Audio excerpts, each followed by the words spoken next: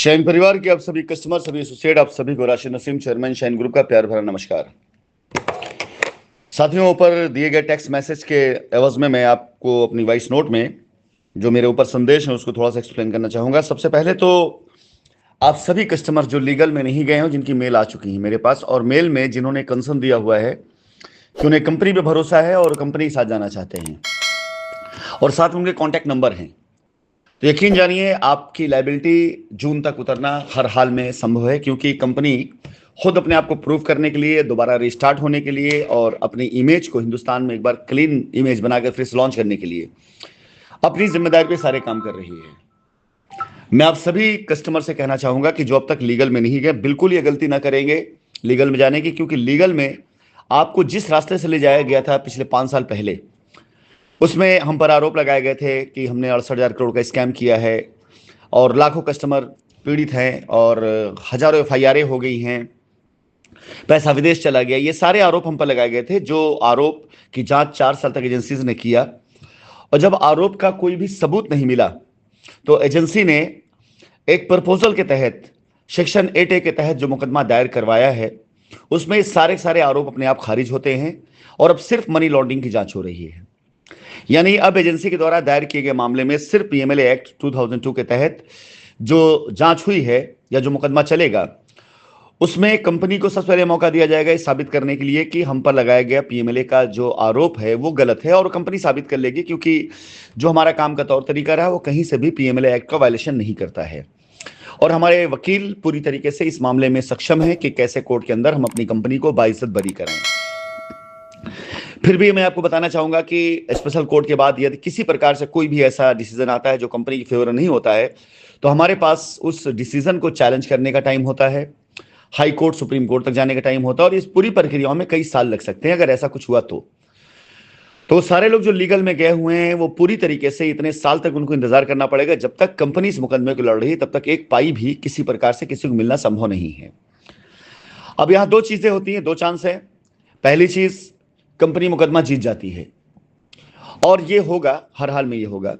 तो कंपनी सारी जमीन, सारा पैसा, सारी कंपनी के अंडर में आएगी, और फिर कंपनी निर्धारित करेगी कि अपना पैसा हमें कैसे देना उन लोगों जो लीगल में गए हैं। और जाहिर सी बात, उसमें वो सारे सारे लोग खारिज हो जाएंगे जिनकी एफआईआर गलत हैं, जिनके आरोप गलत हैं, वो सारे लोग खारिज हो जाएंगे। और जिन्होंने ईमानदारी से कोई चीज किया होगा, ईमानदारी से जिन्होंने अपना क्लेम किया होगा, उनके लिए ही सारे रास्ते खुलेंगे कानूनी तौर से, बाकी सारे रास्ते बंद हो चुके होंगे। और मैं समझता हूं कि 90% कस्टमर ऐसे ही हैं जिन्होंने दलालों के बहकावे में आकर के उल्टी सीधी एफआईआर करी हैं। तो आप सभी लोग जो लीगल में नहीं गए हैं, उनके लिए सबसे बड़ा मौका यह है कि आज की तारीख में अगर आप लीगल में नहीं गए, पहले तो भगवान का शुक्र अदा करिए, ऊपर वाले का धन्यवाद बोलिए, और साथ ही साथ अपनी मेल को अगर आपने नहीं किया तो मेल कीजिए, और उसमें अगर मेल कर चुके हैं, कॉन्टैक्ट नंबर नहीं दिया, अपना कंसर्न नहीं दिया, तो उसको आप दोबारा रीसेंड करें और मेरे इस अभियान को सपोर्ट करें, जिसमें मैं आप सभी कस्टमर्स की लाइबिलिटी को उतारने के लिए अपने कंधों पर जिम्मेदारी लेकर के आप सभी लोगों के साथ में खड़ा हूं। बहुत से नए डेवलपमेंट हुए इस बीच में, मेरी खामोशी से या मेरे किसी भी तरह से आप लोग संपर्क न कर पाने की वजह से आप ये मान के चलें कि जब जब मैं खामोश रहा हूं, जब जब मैं शांति से बैठा हूं, अपने काम को मैंने किया है, तब तक कुछ ना कुछ नए डेवलपमेंट करके मैं लौटा हूं। ये सारे कस्टमर जिनके मेल मेरे पास आ रहे हैं, ये निश्चिंत हो जाएं और बेफिक्र होकर के बस सिर्फ मेरा सपोर्ट करें, सहयोग करें, और ये मान के चलें कि आपकी लाइबिलिटी इसी साल के जून तक खत्म होने वाली है। बाकी ये लाइबिलिटी खत्म करना मेरे लिए चैलेंज भी है और मेरे लिए खुशी की बात होगी, मेरे लिए एक तरह से देखा जाए तो किसी बड़े अवार्ड से कम नहीं होगी, क्योंकि मुझे साबित भी करना है हिंदुस्तान के अंदर कि मेरे कस्टमर जिन्होंने मेरा साथ दिया, मैं उनके साथ हमेशा खड़ा था। अनुरोध करूंगा आप सभी लोगों से कि आप अपनी मेल जिन्होंने कर दी है वो बिल्कुल बेफिक्र होकर बैठ जाए, और जिनकी मेल अभी तक मेरे पास नहीं आई हुई है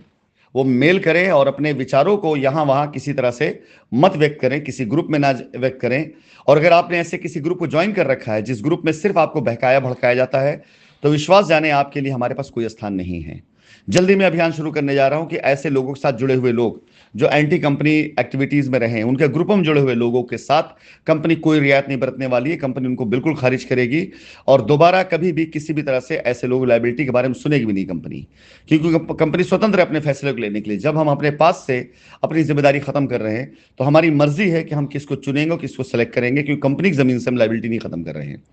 और ऐसे लोगों के लिए खास अनुरोध है मेरी तरफ से, चेतावनी है कि जो लोग ऐसे लोगों के साथ जुड़े हुए हैं जो एंटी कंपनी एक्टिविटीज में इन्वॉल्व रहे हैं, चाहे उनके किसी भी सोशल मीडिया पेज से अगर आप जुड़े, चाहे उनके फेसबुक से जुड़े हैं, इंस्टा से जुड़े हैं, या उनके किसी भी ग्रुप से जुड़े हुए हैं, और आप वहां से जुड़ करके कंपनी से कोई भी उम्मीद मत कीजिए। यदि आपको लगता है कंपनी से कुछ कराना है आपको, तो ऐसे ग्रुपों से और ऐसी जगहों से तुरंत एग्जिट मारिए, और उसका एग्जिट प्रूफ आप मुझे दीजिए कि आप इस ग्रुप में थे और अब आपने वहां से एग्जिट कर लिया। तभी मैं मान के चलूंगा कि आप कंपनी के साथ खड़े हैं, और आपकी मेल तभी कंसिडर की जाएगी। अन्यथा किसी भी तरह से आपका मेल या आपकी चीजें बिल्कुल उसको कंसिडर नहीं किया जाएगा। और मैं इस पर बाकायदा पूरी टीम बैठाऊंगा जो चेक करेगा कितने लोग ऐसे हैं जो मेरे साथ भी जुड़े हुए हैं और मुझे पेपर इन्होंने भेजा है और मुझसे उम्मीद करते हैं, और ये किसी दूसरे ग्रुप में जुड़े हुए हैं। इसके बाद मैं लगाऊंगा पूरी टीम ऐसे ग्रुपों पर पूरी मॉनिटरिंग करने के लिए जहां पर एंटी कंपनी एक्टिविटीज चलती हैं।